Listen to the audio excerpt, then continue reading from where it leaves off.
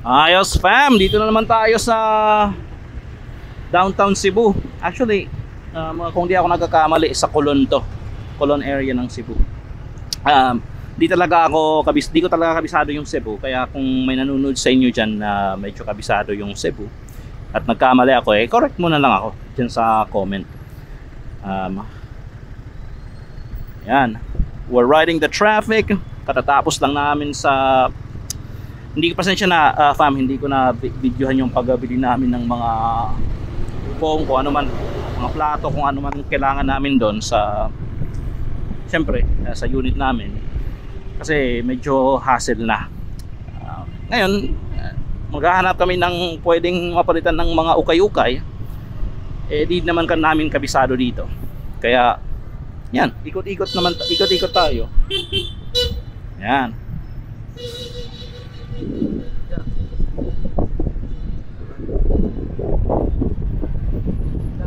Enjoy lang.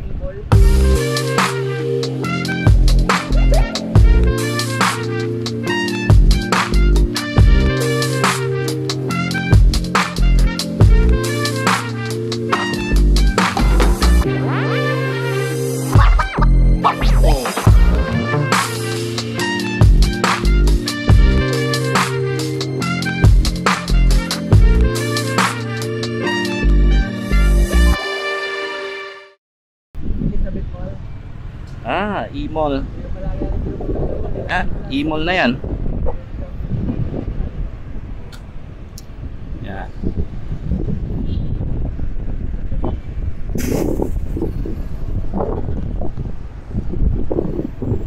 Ang masasabi ko lang dito sa Cebu,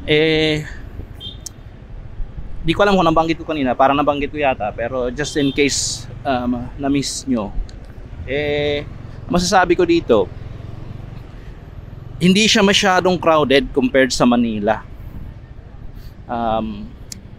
In other parts dito sa Cebu, mafe-feel mo nga na parang small city vibe siya in a big city. Yun ang pagkaka-describe ko sa Cebu. Pungko-pungko sa terminal. Kung gusto mo ng pungko-pungko. Yeah, so yun yung pagkaka-describe ko. With a small city feel but in a big city. So, yan siya. Enjoy lang kayo mga fama. At dalhin namin kayo sa gala-gala natin dito. Actually, di nga namin talaga alam kung saan pupunta. Kasi hindi namin kabisado dito. Naghahanap lang kami ng ukay-ukay place.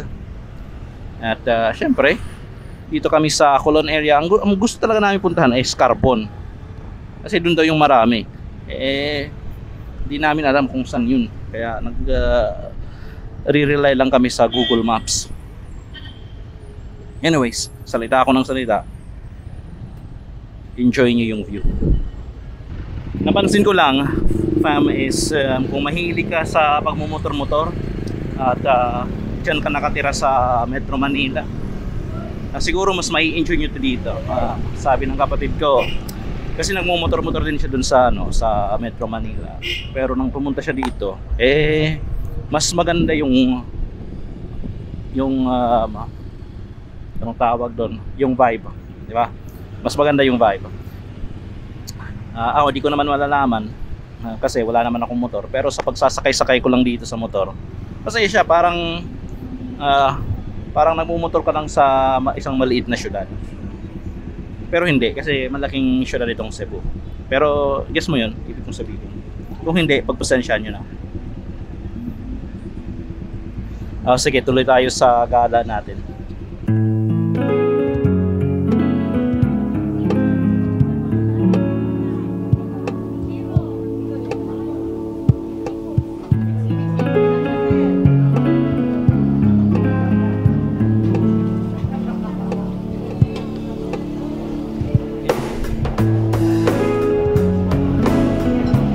Ito nagustuhan ko sa Cebu kasi marami silang ganito ba, tawag nito sa amin is food, wala namang food truck siya dito, food stall pod. Gawa-gawa lang ako ng tawag dito, pero anyways, yun yung tawag nito sa amin. Pero ang kagandahan dito, talagang masasarap. Nandito na oh, ready na. Yan oh.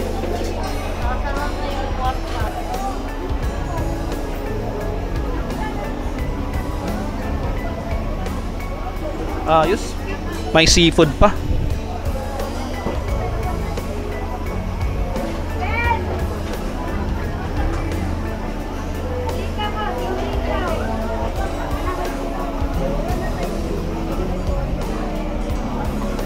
Yan, kung ito yung vibe nyo, yan, punta kayo dito. Kasi marami pagpipilian. Yan, ayos. Ay, nagugutom na talaga ako. Hanapin ko yung kapatid ko.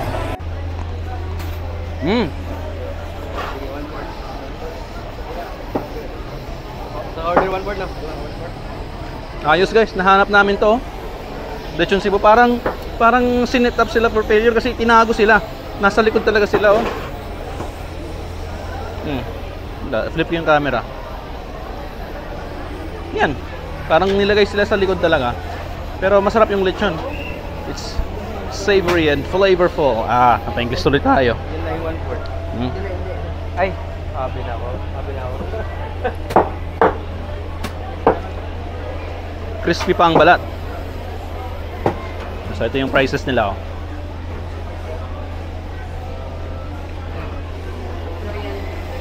Yan.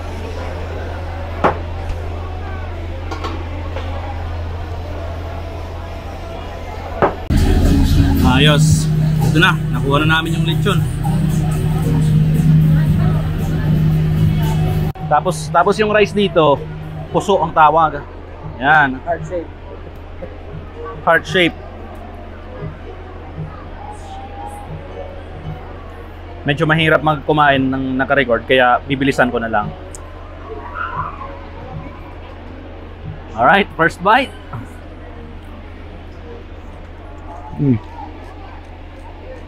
Sarap. ASMR.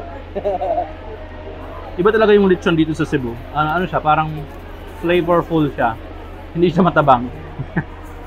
Anyways, busin ko muna to, fam, at balik ako sa inyo.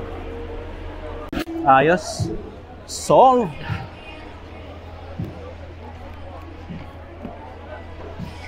Ayos. Sana makahanap na talaga tayo ng ukay-ukay. Actually, ang dahilan kung bakit namin gustong makahanap ng ukay-ukayan, dati kami nagtitinda ng ukay-ukay. Kaya magandang tignan din, balikan yung ganong experience. But this time, as a customer na. Ayos, tara. Ayos, nakahanap rin ng mapaparadahan. Nakahanap ng ukay-ukayan. Ayan.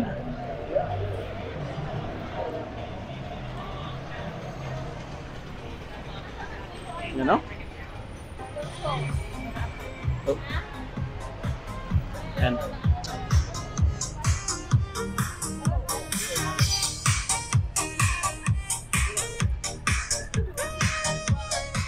Ayos. Ayos, siseryosohin ko na ha.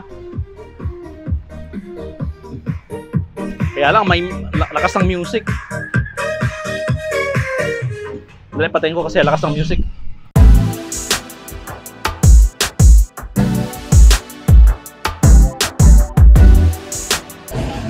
Ayos fam, nakalabas na din. Solve. Yan. Ayos. Balik na tayo.